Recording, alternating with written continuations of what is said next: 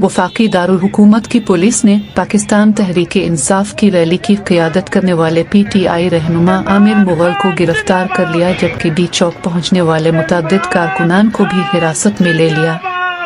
तफसीलात के मुताबिक इस्लामाबाद में पाकिस्तान तहरीक इंसाफ के कारकुनान हाथों में कौमी और पार्टी परचम थामकर सड़कों पर रैली की सूरत में निकले, जिसकी क़ियादत आमिर मुग़ल ने की।